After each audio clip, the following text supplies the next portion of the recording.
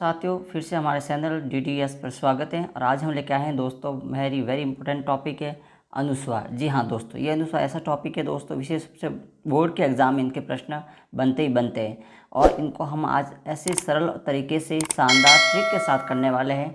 तो अगर सब्सक्राइब नहीं करिए तो लाइक और सब्सक्राइब करिएगा। और पहले देखते हैं स्वर अनुस्वार की परिभाषा। जी हाँ दोस्तों, अनुस्वार क्या है तो आइए अनुस्वार को जानते हैं। अनुस्वार शब्द का यदि आपको उसका अर्थ पूछे तो हो जाएगा दोस्तों अनुदन स्वर, अर्थात स्वर के बाद आने वाला, स्वर के बाद आने वाला। दूसरे शब्दों में कहें तो अनुस्वार स्वर के बाद आने वाले व्यंजन, इसकी ध्वनि नाक से निकलती है। हिंदी भाषा में इसकी लिपि जो अनुस्वार की वो है एक बिंदी के रूप में है। कैसे है? बिंदी के रूप में। और विभिन्न जगहों पर इनका प्रयोग किया जाता है। अनुस्वार का प्रयोग देखिए दोस्तों, यदि आपने नाम सुना हो तो स्पर्श जो व्यंजन होते हैं, स्पर्श व्यंजन जिनकी संख्या 25 होती है, इसके प्रत्येक वर्ग का, जैसे क वर्ग, हाँ, जैसे छ वर्ग, त वर्ग, प वर्ग, ये जो 25 वर्ग के जो प्रथम जो क वर्ग है, इसका जो पंचमा अक्षर क्या हो जाएगा? इसका पंचमा अक्षर जैसे अणा, अणा, न, म, ये जो पंचमा अक्षर है, इन अक्षरों का प्रयोग जिस स्थान पर किया जाता है वे अनुस्वार कहलाते हैं। जैसे देखिए दोस्तों, यदि हमने लिखा गंगा तो देखिए आपको ट्रिक के साथ में बताते हैं। जैसे गंगा शब्द लिखा, अब ये बताइए इसका जो पीछे वाला जो वर्ण है वो किस वर्ग का आता है? तो देखिए क वर्ग का आता है। क्या आता है? क वर्ग का आता है। अब ये बताइए क वर्ग का पंचम अक्षर क्या हो जाएगा? तो क्या हो जाएगा दोस्तों? ये ड। क्या हो जाएगा? ये ड हो जाएगा ना, पंचम अक्षर। तो देखिए यहाँ पर कैसे लिखा गया है गंगा को, इस तरह से। अगला जो आपके सामने उदाहरण दे रखा है, जैसे दे रखा दोस्तों संचल, तो इसमें ये देखिए आप जहाँ बिंदी लगी है इसका पीछे वाला वर्ण कौन सा है? तो ये छ, ये छ है ना। ये किस वर्ग का आता है? तो छ वर्ग का है। इसका जो पंचम अक्षर है वो किस तरह का लिखा जाता है? ऐसे। तो देखिए यहाँ पर ये अध स्वर में लिखा जाता है। जैसे डंडा, इसी तरह देखो डंडे के अंदर भी कौन सा? पंचमाक्षर त वर्ग का, तो ये हो जाएगा आना। इसी तरह गंधा, जैसे कंपन, कंपन में देखिए आप कंपन को आप लिखेंगे कंपन। यहाँ देखिए कौन सा वर्ग है? पीछे वाला। यानी जिस बिंदी की क के ऊपर आएगी तो इस बिंदी का अर्थ आप निकालना है तो प वर्ग का पंचम अक्षर क्या होता है? म। तो आप कंपन को ऐसे भी लिख सकता है। आया ना पहचान में? आइए इनको हम इम्पोर्टेंट MCQ को सॉल्व करने वाले जो अधिकतर बार बार परीक्षा में पूछे जाते हैं, तो आइए हम आपको सरल और आसान तरीके से ट्रिक के साथ में कराने वाले हैं। पहला प्रश्न दोस्तों इस प्रकार है कि निम्नलिखित शब्दों में उचित स्थान पर अनुस्वार का प्रयोग कीजिए। किसके ऊपर अनुस्वार का प्रयोग सही शब्द से बना हुआ है? तो देखिए जंगल, ये हो नहीं सकता है, इसमें अनुस्वार लगा हुआ नहीं। या जो चंद्र बिंदु, ये भी हो नहीं सकता है, ये जंगल होगा। अब देखिए आप जंगल की बिंदी किसके ऊपर लगी हुई है, इसका वर्ण निकाल सकते हैं। पंचम वर्ण कौन सा हो सकता है? तो देखिए ये घ, और ये घ किस वर्ग का है? क वर्ग का है।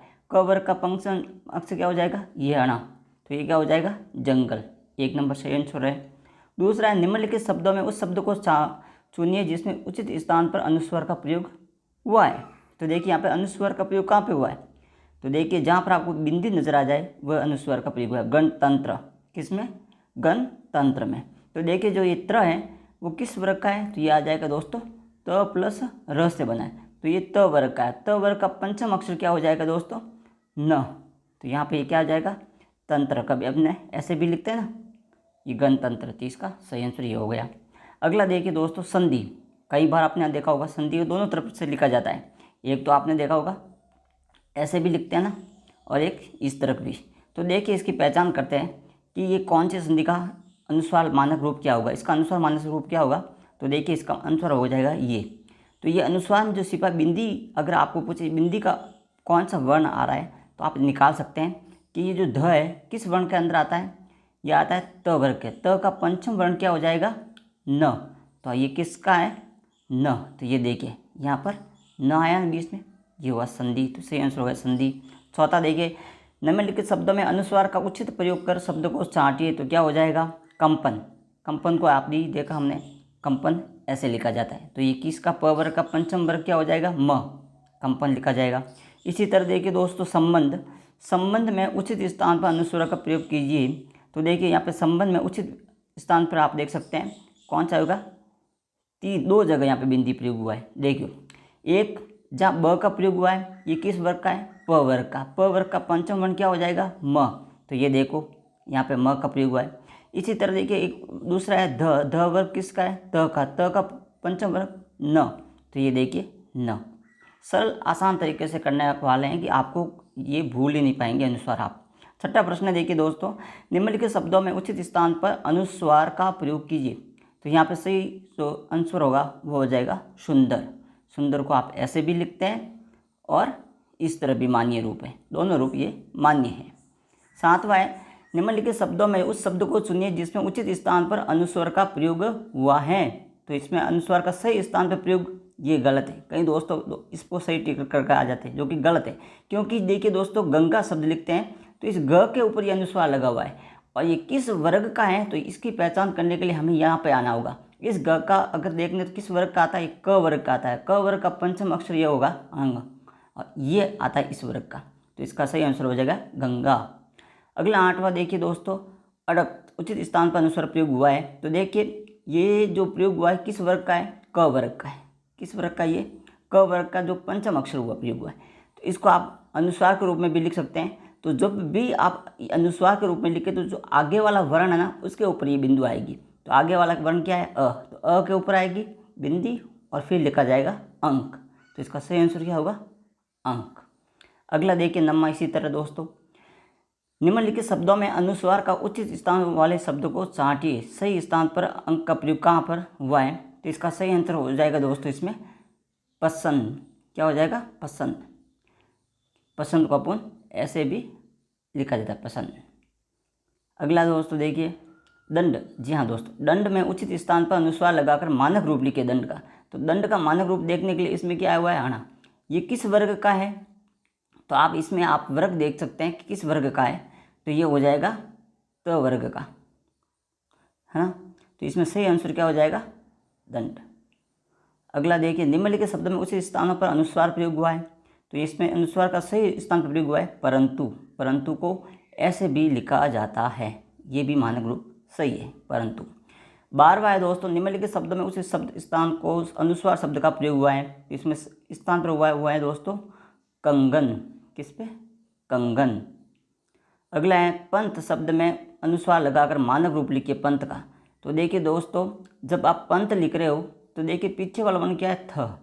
थ किस वर्ग का है, तो ये है त वर्ग का। त वर्ग का पंचम वर्ग क्या हो जाएगा, न। किसका हो जाएगा, न। तो लिखा जाएगा पंथ। तो अब इसको हमें अनुस्वार के रूप में लिखना है तो आपको क्या लगानी है, बिंदी। तो प के ऊपर क्या करना है, आपको बिंदी लगानी है। थ को ऐसे कैसे लिख दो, पंथ। ये हो जाएगा पंथ। आसान सरल तरीके से ट्रिक के साथ में बताने वाले हैं। अगला देखिए 14वां, निम्नलिखित शब्दों में अनुस्वार का उचित स्थान पर प्रयोग शब्द हुआ है वो कौन सा है। तो ये हो जाएगा दोस्तों मुंबई। मुंबई को ऐसे भी लिखा जाता है, ये भी मानक रूप सही है। अगला है दोस्तों कंठ। जी हाँ दोस्तों, वेरी इंपॉर्टेंट है। कई बार इसके प्रश्न पेपरों में बन चुका है, बार बार इनके रिपीट भी होते हैं। तो देखिए दोस्तों कंठ ये किस वर्ग का है, तो इसको आप देख सकते हैं कंठ। तो जो उचित स्थान पर जो प्रयोग हुआ है वो आ जाएगा दोस्तों, ये हुआ है ट वर्ग का। और ट वर्ग का पंचम अक्षर क्या होता है, हणा। इस वर्ग का हुआ है ट वर्ग का। तो आपको इसके ऊपर क्या करना है, क के ऊपर लगानी है बिंदी, जिसे अनुस्वार कह सकते हैं। फिर लिखता है कंठ, तो इसका हो जाएगा कंठ। अगला है अनुस्वार। निम्नलिखित शब्दों में उचित स्थान पर अनुस्वार का प्रयोग हुआ है तो हो जाएगा दोस्तों मंत्र। सॉरी, यहाँ पर अनुस्वार का प्रयोग हुआ है वो उचित स्थान पर प्रयोग कीजिए। तो यहाँ हो जाएगा दोस्तों दिनांक। दिनांक के ऊपर हो जाएगा सही आंसर। अगला, निम्नलिखित शब्दों में उचित स्थान चुनकर जिसमें अनुस्वार का प्रयोग हुआ है तो ये हो जाएगा दोस्तों वाद्य यंत्र। यंत्र को आप ऐसे भी लिखा सकते हैं, ये भी मानक रूप सही है। घंटी। जी हाँ दोस्तों, घंटी में उचित स्थान पर अनुस्वार लगाकर, तो अनुस्वार में देखो घंटी शब्द आया है, घंटी का अनुस्वार में आप दूसरा रूप ये भी लिख सकते हैं घंटी, जो इसमें ये सही है। अगला है दोस्तों 19वां, निम्नलिखित शब्दों में अनुस्वार का उचित स्थान पर प्रयोग हुआ है, किस पे हुआ है, तो जैसे लंबा। लंबा का दोस्तों दूसरा रूप यानी ये भी मानक रूप सही है, लंबा। अगला है मंडल। जी हाँ दोस्तों, मंडल में उचित स्थान पर अनुस्वार लगाइए। तो मंडल को आप अनुस्वार लगाकर ऐसे भी लिखा जाता है मंडल, क्योंकि ये ड किस वर्ग का है, तो ये दोस्तों किस वर्ग का आ जाएगा, ट वर्ग का। ट वर्ग का पंचम वर्ग क्या हो जाएगा, हणा। अगला है दोस्तों 21वां, निम्नलिखित शब्दों में उचित स्थान पर अनुस्वार प्रयोग हुआ है। तो किस में इसमें प्रयोग हुआ है दोस्तों? तो यहाँ पर सही शब्द में हो जाएगा गंध, क्योंकि गंध को आप देखिए ऐसे भी लिखा जाता है, गंध, सुगंधित। अगला है दोस्तों, निम्नलिखित शब्दों में उचित स्थान पर अनुस्वार का प्रयोग हुआ है। तो ये कंपन पर। गंगा, गंगा का दूसरा रूप आपको ये भी लिखा जाता है।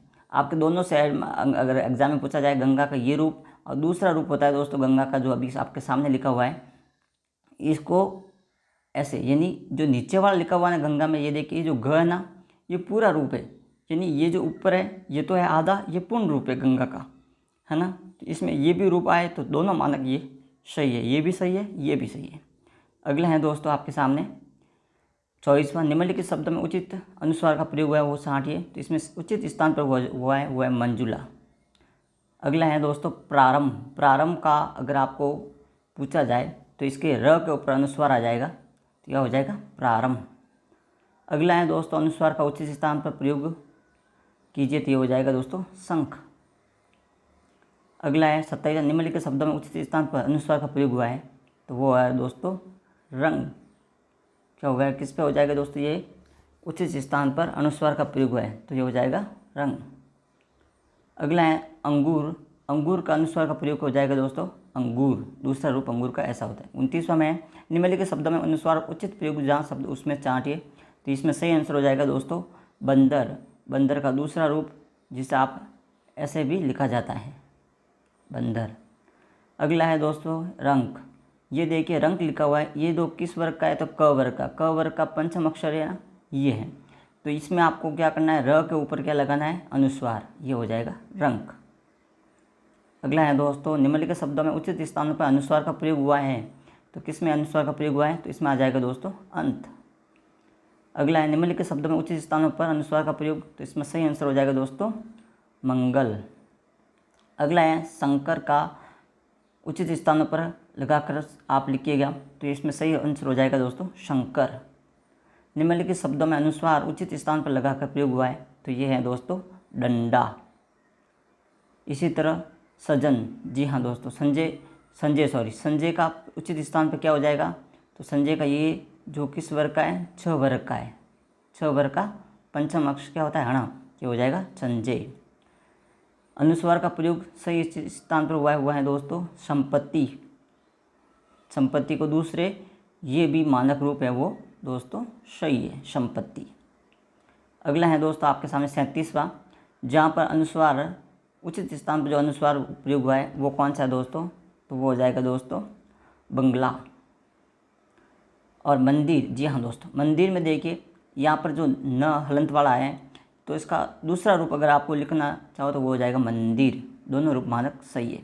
39वां में देखिए यहाँ पर अनुस्वार का उचित स्थान पर प्रयोग हुआ है, तो वो कहाँ पर हुआ है? तो वो है दोस्तों संदन। संदन का दूसरा रूप दोस्तों इसी तरह भी लिखा जाता है। लंबा, जी हाँ दोस्तों लंबा है, इसको आप अनुस्वार लगा के लिखना चाहो तो आप ये लंबा ऐसे भी लिखा जाता है, जो कि ये सही है। 41वां में है दोस्तों उचित स्थान पर अनुस्वार का प्रयोग हुआ है, तो किस में हुआ है? उचित स्थान को ऊपर, तो ये हो जाएगा दोस्तों अन या तर। अंतर को दूसरे रूप में ये भी लिखा जाता है सही मानक रूप, इसका ये भी सही है अनुस्वार। निम्नलिखित शब्दों में उचित शब्द को सुनिए जो अनुस्वार का प्रयोग हुआ है। तो यहाँ पर देखिए दोस्तों चोंच। अगला है दोस्तों आनंद, जी हाँ दोस्तों क्या है? आनंद। आनंद का दूसरा रूप आप चाहो तो इसे आनंद को ऐसे भी लिखा जाता है आनंद, या फिर इसका सही मानक रूप पूछे आनंद, इसका मानक रूप ये भी हो जाएगा दोस्तों आनंद, न के बाद आएगा, माफ़ी चाहूँगा। ये जो आनंद है आनंद, तो इसका हो जाएगा दोस्तों आनंद। अगला है दोस्तों 44वां में निम्नलिखित शब्दों में उचित अनुस्वार लगाकर शब्द में, तो इसमें सही आंसर हुआ है दोस्तों सुगंध। सुगंध का दूसरा रूप में लिखना चाहो तो ये हो जाएगा सुगंध। 45वां देखिए दोस्तों प्रबंध। प्रबंध का अनुस्वार में प्रयोग करके कैसे लिखा जाएगा? तो प्रबंध को आप इसी तरह लिखा जा सकता है, ब के ऊपर अनुस्वार आना चाहिए पीछे वाले वर्ण पे। निम्नलिखित शब्दों में जहाँ उचित अनुस्वार प्रयोग हुआ है तो वह है दोस्तों विडम्बना। क्या हो जाएगा? विडम्बना, इसका मानक दूसरा रूप ये भी सही है। 47वां में है दोस्तों उचित स्थानों पर जो मानक प्रयोग हुआ है वह है दोस्तों हंस। 48वां में है नारंग, तो ये वहाँ पर हो जाएगी दोस्तों नारंगी। 49वां है निम्नलिखित शब्दों में उचित स्थान पर अनुस्वार का प्रयोग हुआ है, तो वो सही हो जाएगा दोस्तों। दूसरा इसका मानक रूप पूछा जाए, एक तो ये हो गया संत और दूसरा पूछे तो इसका हो जाएगा दोस्तों संत। दोनों मानक रूप सही है। और आखिरी प्रश्न है दोस्तों संतरा, जिसको संतरा को आपको देखा होगा त रा, ये भी लिखा जाता है, ये भी सही है। तो इसका जो त वर्ग का पंचम वर्ग क्या हो जाएगा, न में बदला जाता है, ये न वर्ग में बदला जाता है, इसका हो जाएगा संतरा। तो दोस्तों ये थे 50 इंपॉर्टेंट वेरी जो अनुस्वार का प्रयोग होता है। आप ज़्यादा से ज़्यादा अभ्यास कीजिएगा और आशा करता हूँ कि ये आपको सरल और आसान तरीके से समझाएगा वीडियो, आपको समझ में आया होगा। साथ ही दोस्तों ये वीडियो अच्छा लगे तो लाइक और सब्सक्राइब करिएगा, और आपको किसी तरह का कोई भी कमेंट हो, अपनी समस्या हो या किसी तरह का समझ में आप दिक्कत हो तो आप कमेंट कर सकते हैं। और अन्य किसी भी वीडियो की आपको ज़रूरत हो टॉपिक की, तो वो आप भी कमेंट बॉक्स में ज़रूर लिखिएगा। हिंदी के कोई भी टॉपिक को हम सरल आसान तरीके से ट्रिक के साथ करा